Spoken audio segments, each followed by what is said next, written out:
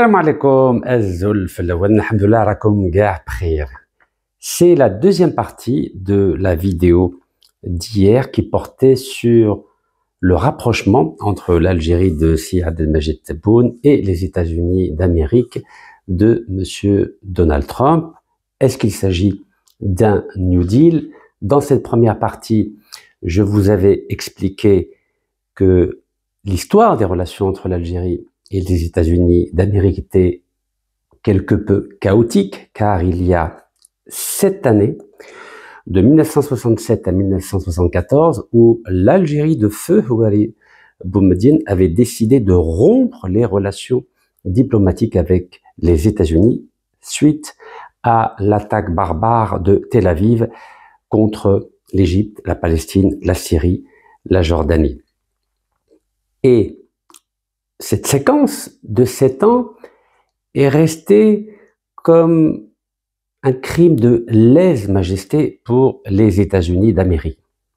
Il est vrai que les années précédentes, surtout après la glorieuse révolution de 54 à 62, l'image de l'Algérie était extraordinaire et le président Kennedy de l'époque avait soutenu l'indépendance algérienne. Donc cette séquence de 1967 à 1974 reste une tache noire qui fait qu'aujourd'hui les États-Unis d'Amérique n'ont pas confiance au pouvoir algérien, quel que soit le pouvoir algérien, et ce malgré l'exploit qui a été celui de notre ancien ministre des Affaires étrangères, feu Mohamed Seddeq Ben Yahya, qui avait réussi à libérer 52 otages américains à l'ambassade de Téhéran le 20 janvier 1981. Et dans ce cadre-là, dans cette perspective-là, il faut saluer la démarche de son Excellence ambassadeur d'Algérie à Washington, donc Monsieur Bouradoum, qui essaye d'offrir, de présenter un partenariat global aux États-Unis d'Amérique, car comme vous le savez, depuis l'arrivée de Donald Trump, le monde est en train de changer. Le monde est devenu binaire. Ou bien nous sommes avec les États-Unis, ou bien nous sommes contre les États-Unis. Et nous avons vu ce qui s'est passé lorsque nous sommes contre les États-Unis d'Amérique, avec la chute extrêmement brutale du régime de Bachar al-Assad en Syrie en à peine une semaine, alors que depuis 1966, la famille Assad contrôlait le pays, c'est-à-dire pendant 59 ans. Il y a, comme je l'ai précisé hier, un protocole d'accord entre l'armée algérienne et l'armée américaine qui a été signé donc à Alger le 22 janvier 2025. C'est un protocole très large car l'Algérie aujourd'hui, après avoir pendant 6 décennies développé un partenariat très étroit avec la Russie, souhaiterait développer un partenariat avec les États-Unis d'Amérique aujourd'hui. Alors, j'avais fini la vidéo d'hier en disant, est-ce qu'on peut compter, en tout cas, est-ce que le pouvoir algérien peut compter sur la protection des nations, des États-Unis d'Amérique, pardon, en cas de difficulté? J'avais dit, je ne crois pas, et j'avais cité l'exemple de l'ancien président du Togo, ici, qui s'appelle Monsieur Sylvanus Olympio.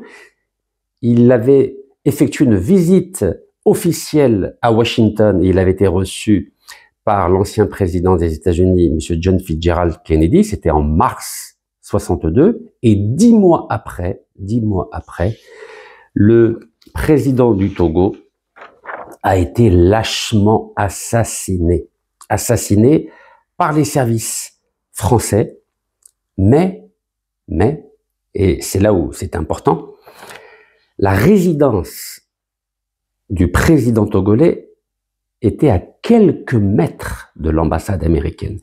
Et le président togolais avait essayé de trouver refuge dans l'enceinte de l'ambassade américaine, et lorsque l'ambassadeur américain était informé de la présence du président togolais, il a averti par téléphone l'ambassadeur de France à Lomé, c'est-à-dire au Togo. Et malheureusement, quelques heures plus tard, donc la séquence s'est déroulée entre 23h30 et 7h15 du matin, on a retrouvé le corps du président du Togo juste devant l'ambassade des États-Unis à Lomé. Alors, juste une phrase pour que vous contextualisez un peu ce qui s'est passé. C'était la nuit tragique du 12 au 13 janvier 1963. Il y a eu au moins 2 certitudes. L'attaque de la résidence du président togolais à Lomé a commencé le soir à 23h. Sylvanus Olympio, le président, a été assassiné le lendemain matin à 7h15, c'est-à-dire le 13 janvier 1963, devant le portail de l'ambassade des États-Unis, d'où il venait d'être extrait, c'est-à-dire il était à l'intérieur précédemment. Entre ces 2 événements, il s'est passé 8 longues heures où des coups de fil ont été donnés, des ordres transmis. 8 heures sur lesquelles les États-Unis et la France savent beaucoup de choses et continuent 50 ans après de se taire. Cet article a été rédigé il y a une dizaine d'années. Saura-t-on un jour la vérité? Des témoins ont parlé, des documents ont été déclassifiés, notamment les archives françaises ont été déclassifiées en 2023. Si les Togolais le demandent, les archives s'ouvriront, mais dès aujourd'hui, il est possible de reconstituer les principaux événements de la nuit. Il faut savoir que le chef de la sécurité de l'ancien président du Togo était un Français. Eh oui, la France contrôlait tout. Alors, pourquoi on a tué le président togolais sans que les Américains interviennent? Et pourtant, vous avez vu, il avait fait une visite officielle 10 mois avant à Washington, le président togolais, M. Sylvanus Olympio. Pourquoi les Américains ne sont pas intervenus? Pourquoi les Américains n'ont pas essayé de protéger le président togolais dont la résidence était à quelques mètres de l'ambassade américaine? Il faut s'interroger. Le président togolais voulait absolument sortir du giron français. Et en mai 1960, il avait déclaré à l'agence France-Presse la chose suivante. Je vais faire mon possible pour que mon pays se passe de la France. Le président du Togo était très proche de l'Allemagne et des États-Unis. Il voulait absolument sortir de l'influence française. Alors voici une description de la résidence du président du Togo, M. Sylvanus Olympio, et l'ambassade américaine est juste à quelques mètres ici. Donc tout près. Voilà, Miskin, c'est là où il a été assassiné devant l'ambassade américaine. Alors, vous savez, c'est pas moi qui invente toutes ces histoires. Il y a des livres très fouillés, très exhaustifs qui ont été écrits là-dessus, notamment celui de François-Xavier Verschave, qui s'appelle La France-Afrique, le plus long scandale de la République. Et juste un chiffre, pour ne pas m'étaler davantage, c'est un article qui date du 25 septembre 2020, donc dans le journal Le Monde, et qui s'appelle « De 1956 à 1962, la France a ordonné à ses services secrets d'assassiner des citoyens français et étrangers ». Et là, vous avez Jacques Foccart, Monsieur Afrique et Monsieur Service secret français. Et ce qui est important, c'est cette chose. Donc Jacques Foccart a coordonné sous les ordres du général de Gaulle un programme d'opération clandestine sur fond de conflit algérien. Comme vous le savez, la guerre d'Algérie, c'est 54-62. Menaces, attentats, sabotage, mais aussi assassinat figurent parmi les moyens employés. Le service action du SDEC, SDECE, donc l'ancêtre de la DGSE, la Direction Générale du Service Extérieur, c'est-à-dire les services secrets français actuels, était chargé de mener ces missions. Et Constantin Melnik, qui était conseiller du Premier ministre chargé des affaires de renseignement de 59 à 62, chiffrait, écoutez-moi bien, chiffrait le nombre d'assassinats à 140 pour la seule année 1960, sans pour autant fournir de détails. Donc rien que pour 1960, il y a eu 140 assassinats orchestrés par l'État français du général de Gaulle. Et comme je viens de vous l'indiquer, en 1963, il y a eu l'assassinat du président du Togo qui a été ordonné. Alors sachez que cet assassinat est extrêmement important dans l'histoire de l'Afrique, car c'est le premier coup d'État, le premier assassinat d'un chef d'État africain en Afrique après les indépendances. C'était la première fois qu'on assassinait un chef d'État. C'était la première fois qu'on organisait un coup d'État en Afrique. Et vous le savez, il y a eu plus de 200 coups d'État depuis cette date du 13 janvier 1963. Et comme je viens de vous le dire, les États-Unis d'Amérique n'ont pas protégé le président du Togo. C'est terrible, mais c'est ainsi. Alors, qui a tué le président du Togo? Eh bien, écoutez, c'est ce monsieur-là. Regardez. C'est monsieur Étienne Yadema. Et d'ailleurs, c'est son fils qui est président, actuellement encore. Étienne Yadema a été président, donc non pas à partir de 1963 où il a organisé le coup d'État. Donc, il a placé l'ancien Premier ministre, monsieur Grunecki, dont le père était polonais d'ailleurs, et qui était très proche des Français. Et en 67, il a pris la place de Grunecki. Et à la même date, le 13 janvier 1967. Donc, il a fait le coup d'État le 13 janvier 1963. Et 4 ans plus tard, à la même date, il a organisé son deuxième coup d'État. Alors, il faut savoir que monsieur Yadema, donc l'assassin du président Sylvanus Olympio, a revendiqué cet assassinat. Il a dit, oui, c'est moi qui ai tué le président. Vous imaginez la gravité. Il n'y a aucune morale sur Terre, aucune morale.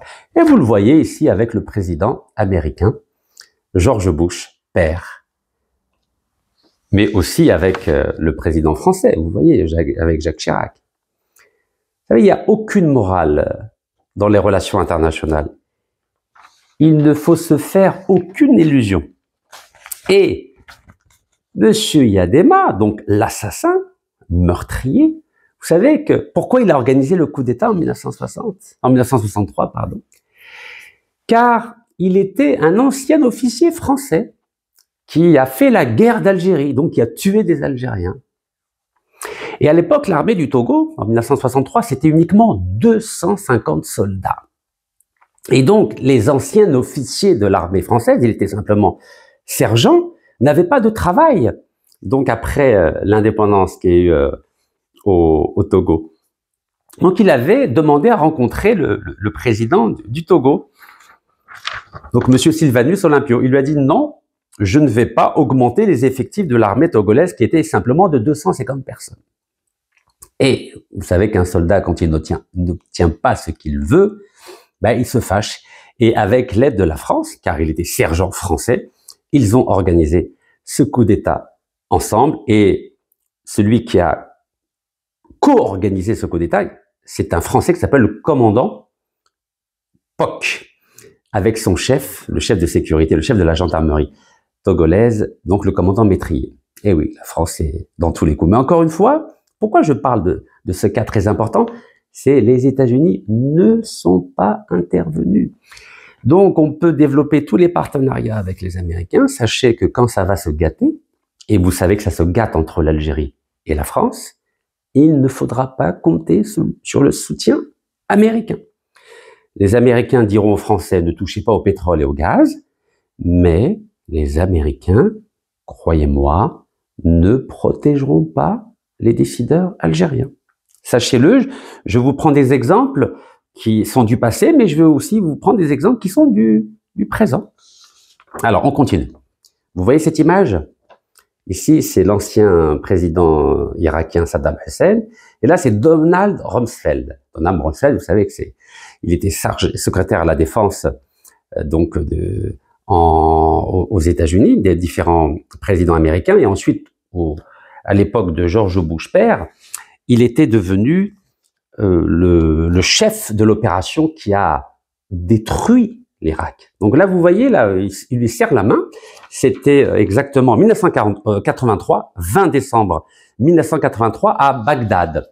Donc vous voyez, quand il s'agit d'intérêt, il n'y a aucun problème. Hein. Donc là, c'était pendant la guerre Irak-Iran. Les Américains ont vendu beaucoup d'armes, des milliards de dollars d'armement militaire à l'Irak. Donc évidemment, comme je vous l'ai dit lors de la précédente vidéo, la seule chose qui compte pour les Américains, ce sont les intérêts. C'est le pragmatisme. Et vous savez qu'en 91, les Américains ont bombardé l'Irak, et une deuxième fois en 2003, ils ont détruit l'Irak, et vous savez qu'il y a eu au moins 200 000 morts directs et indirects, il y a eu à peu près 1 million de morts, et à ce jour, l'Irak n'a aucune indépendance financière. L'Irak ne contrôle pas son pétrole, car l'argent du pétrole va directement sur un compte de la Banque centrale irakienne à New York, et chaque mois, il y a un avion rempli de milliards de dollars qui part de New York jusqu'à Bagdad. Tous les mois, c'est tous les mois comme ça. Et oui, donc il y a le square à Alger, mais il y a aussi le square à New York, et c'est comme ça. Alors, un autre exemple, le célèbre Barack Obama, vous voyez, là, il rencontre Kadhafi, il règle leurs problèmes qu'il y a eu après l'attentat de Lockerbie. Vous savez que la Libye a payé très cher l'attentat qui a été organisé, qui a fait des dizaines de morts. Et donc là, vous voyez, Barack Obama avec Kadhafi, tout va bien, il se serre la main. Et en 2011, Kadhafi se fait massacrer par les troupes de l'OTAN, notamment françaises à cause de Sarkozy, mais les Américains ont participé, comme vous le savez. Voilà, ça c'est la promesse de l'Amérique. Voilà, c'est un livre de Barack Obama. N'oubliez jamais, les États-Unis, c'est un magnifique pays sur le plan intérieur, mais sur le plan extérieur, il n'y a que les intérêts qui comptent. Ne l'oubliez jamais, jamais, jamais. Voilà le livre de Barack Obama. Je continue. Donc ça, c'était 2011. Maintenant, 2021, août 2021. L'ex-président afghan Ashraf Ghani se trouve aux Émirats. Vous savez que pendant 20 ans, les Américains ont soutenu l'Afghanistan, après notamment l'attaque de septembre 2001. Pendant 20 ans, ils ont soutenu la démocratie, ils ont protégé tous les présidents afghans, mais ils ont décidé en 2021 que c'était fini, plus aucune protection. Et du jour au lendemain, les Américains sont partis. Du jour au lendemain. Et le président afghan, le pauvre, il était obligé de trouver refuge aux Émirats. Donc voilà. Août 2021. Je poursuis. Vous avez vu le soutien indéfectible des États-Unis à partir de 2022, février 2022, à l'Ukraine, qui avait été attaquée par la Russie. Et vous avez vu que Biden avait soutenu, mais bec et ongle, Zelensky, le président ukrainien. Vous avez vu? Et il n'y a pas plus tard que quelques semaines, c'est-à-dire au mois de décembre, vous avez vu que Biden avait renouvelé sa confiance avec celle qui devait lui succéder, donc Madame Harris, donc avait renouvelé sa confiance à l'Ukraine. Et qu'est-ce qui se passe? Depuis une dizaine de jours, l'Amérique de Trump humilie Zelensky, humilie. C'est-à-dire changement de cap intégral. C'est ça le pragmatisme américain. On ne sait jamais ce qui peut se passer avec l'Amérique. Là, soutien total et après humiliation totale. Donc on passe d'un extrême à l'autre. Je poursuis.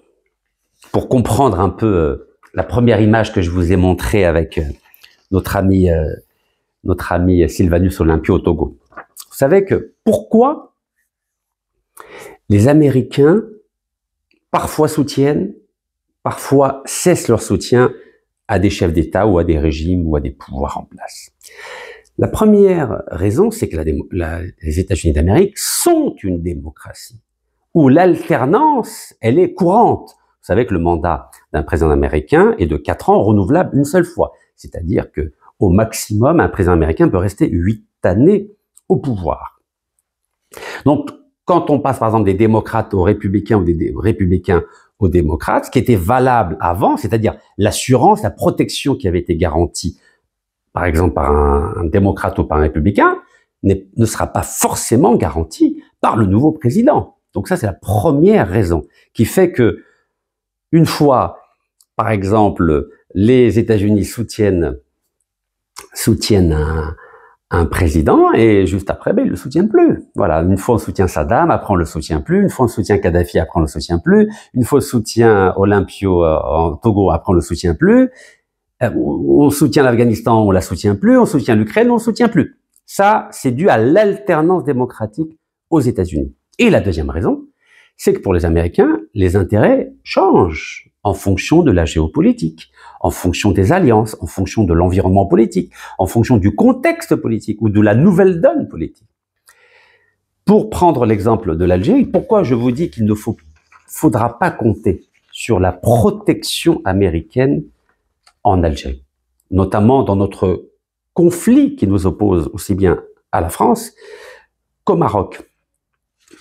Les Américains ont des alliés stables. Je dis bien stables. À l'époque du Togo, là où il y a eu l'assassinat du Togo, et vous avez bien vu que les États-Unis n'ont pas soutenu le président Olympio, les Américains préféraient l'alliance avec le Ghana, pour une raison simple.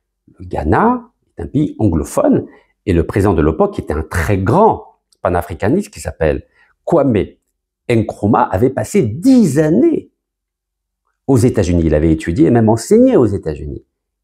Kwame Nkrumah. Et le Ghana, encore une fois, est un pays anglophone. Donc il y avait des affinités culturelles entre le Ghana et les États-Unis qui n'étaient pas aussi fortes que celles qu'il y avait entre les États-Unis et le Togo étant un tout petit pays. Surtout que il y avait une partie anglophone du Togo qui avait été rattachée au Ghana. Donc les États-Unis préféraient maintenir leur partenariat avec le Ghana, car en 1963, il y avait un conflit entre le Togo et le Ghana. Et les Américains préféraient évidemment le Ghana au Togo, car le Ghana voulait annexer le Togo pour faire un grand pays et ainsi créer par la suite, c'est ce qui a été le cas, l'Union africaine, l'organisation de l'Union africaine en mai 1963 à Addis Abeba. C'est lui le fondateur de l'organisation de l'Union africaine, Kwame Nkrumah. Donc les Américains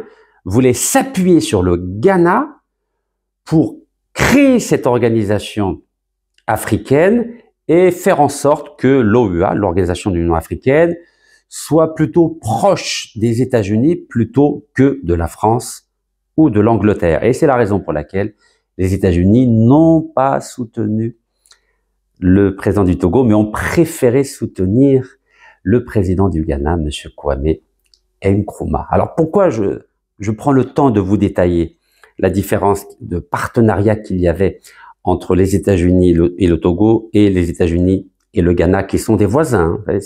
C'est tout près. Hein. La capitale du Togo, Lomé, est à quelques kilomètres de la frontière du Ghana.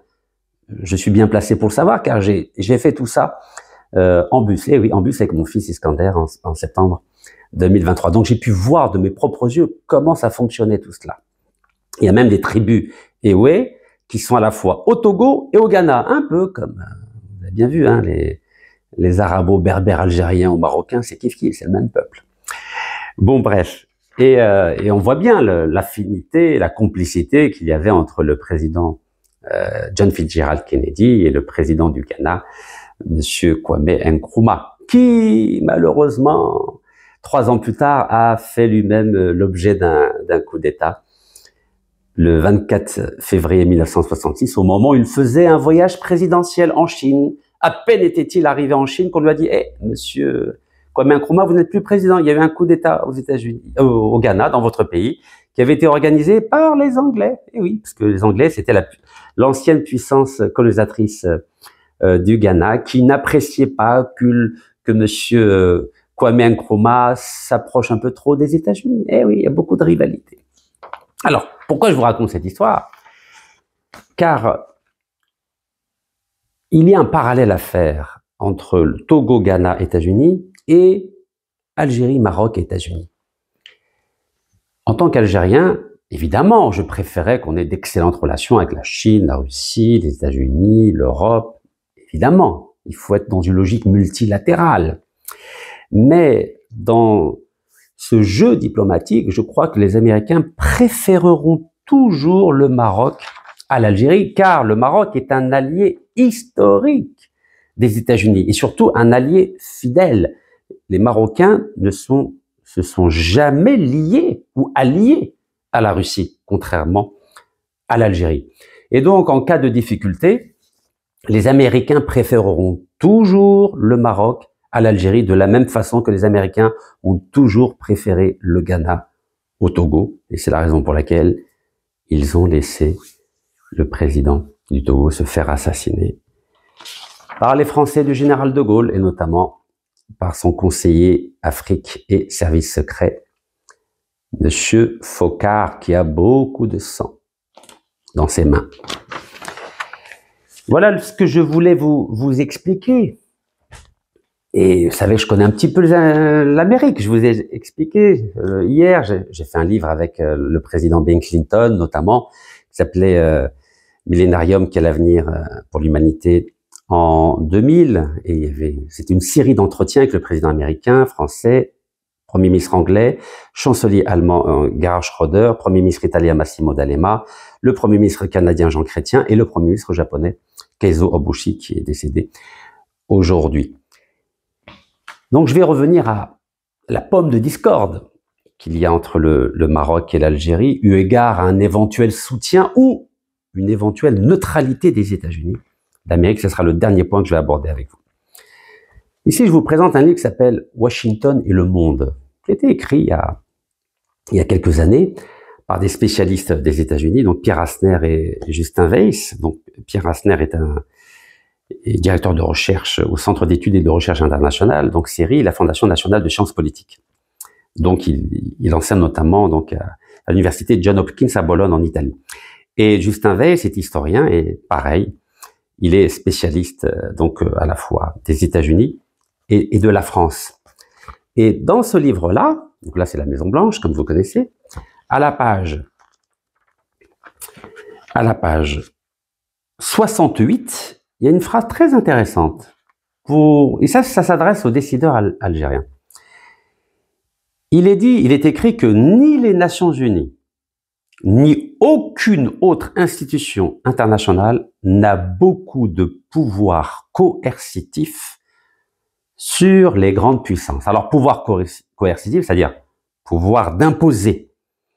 C'est-à-dire que ni l'ONU, ni aucune autre instance internationale ne peut imposer son choix aux grandes puissances. Et comme vous le savez, il y a 5 grandes puissances dans le monde aujourd'hui. Nous avons les États-Unis, la Chine, la Russie, l'Angleterre et la France.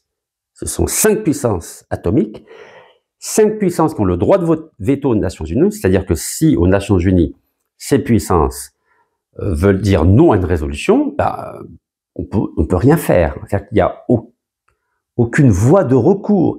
Et quand bien même les Nations Unies n'approuverait pas une résolution, et ça a été le cas en 2003 avec les Nations Unies, avec les États-Unis contre l'Irak, les États-Unis ont outrepassé l'absence de résolution votée au Conseil de sécurité pour faire la guerre à l'Irak et détruire l'Irak et détruire la dictature de Saddam Hussein. Donc par rapport au conflit qu'il y a en ce moment la crise qu'il y a entre Alger et la France, qui est totalement liée à la reconnaissance par le président Macron de la marocanité du Sahara occidental, sachez que ni l'Algérie, ni aucun autre pays au monde ne peut influencer ou obliger ou la France, ou les États-Unis, ou l'Angleterre, ou la Chine, ou la Russie à changer de position. Car l'Algérie n'est pas une puissance atomique et l'Algérie n'a pas le droit de veto à l'ONU. Et je crois en fin connaisseur des rouages de l'Amérique, je pense qu'il faut adopter une position pragmatique, comme celle de notre ambassadeur, son Excellence M. Sabri Bourkadoum, qui propose un partenariat global aux Américains sans entrer dans un conflit, car je vous le rappelle, les États-Unis d'Amérique ont eux aussi reconnu la marocanité du Sahara occidental. Et l'Algérie n'a pas rappelé son ambassadeur. Les Allemands aussi ont reconnu la marocanité du Sahara occidental. Et l'Algérie n'a pas rappelé son ambassadeur. Vous savez que je défendrai toujours le droit du peuple sahraoui de choisir le destin qu'il souhaite. Vous savez que j'ai proposé depuis 10 ans une nouvelle idée. C'est une double souveraineté provisoire de l'Algérie et du Maroc sur le Sahara occidental. Et pour mettre en place cette double souveraineté, que j'appelle condominium dans le langage diplomatique, j'ai proposé 2 référendums. Un référendum le plus tôt possible, par exemple 2025 ou 2026, où on demanderait au peuple sahraoui s'il est d'accord pour qu'il y ait cette double souveraineté pendant 10 ans de l'Algérie et du Maroc sur le Sahara occidental. Et au bout de 10 ans, on reposerait la question au peuple sahraoui dans le cadre d'un nouveau référendum, Et cette fois-ci, il y aurait 3 questions. Première question, est-ce que vous voulez rester dans le cadre de la double souveraineté algéro-marocaine? Deuxième question, est-ce que vous voulez l'autonomie dans le cadre de la monarchie chérifienne? Et troisième question, est-ce que vous voulez l'indépendance? C'est une proposition pragmatique, comme les aiment les Américains.